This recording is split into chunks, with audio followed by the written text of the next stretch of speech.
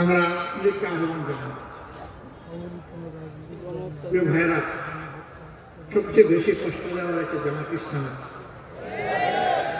একে একে নেতৃবৃন্দকে ফাঁসি দেওয়া হয়েছে।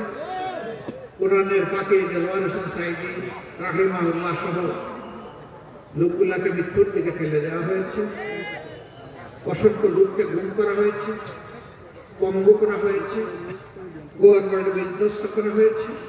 আমাদের সবগুলো অফিস তাদের পুরা সময় জুড়ে তালাবদ্ধ করে দিয়েছে, আমাদের নিবন্ধন কেড়ে নিয়েছে।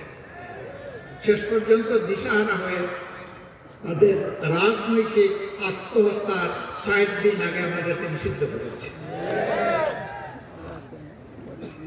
আল্লাহর দরবারে লাখো শুকরিয়া। যারা আমাদেরকে 1 আগস্ট নিষিদ্ধ করলেন, আল্লাহ তাদেরকে মানুষের মনের ভিতরে নিষিদ্ধ করে দিলেন মাত্র 4 দিন। এখানে আমাদের কোনো বাহা করেনি। অনেকে এই আন্দোলনের কৃতিত্ব দাবি করেন, আবার অনেকে এই আন্দোলনকে মানতেও পারেন না। আমরা বলি যে এই আন্দোলনের মূল কৃতিত্ব আল্লাহ রাব্বুল আলামিন।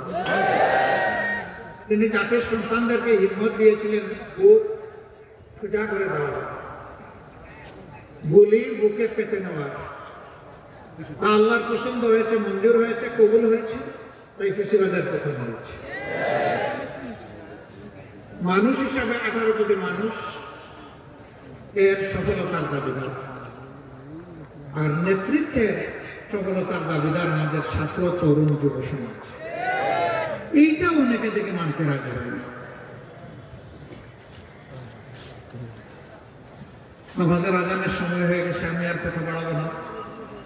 আমি শুধু বলবো, অতীতে যা হয়েছে সাক্ষী জনগণ। অতীতের সমস্ত দুঃশাসন এবং দুর্নীতিকে আসল পায়ের তলে কবর দিয়ে আমরা সামনে এগিয়েছি। আমরা দল, মত, জাতি, ধর্ম নির্বিশেষে একটা ইনসাফের বাংলাদেশ গড়ে তুলি, একটা মানবিক বাংলাদেশ গড়ে তুলি।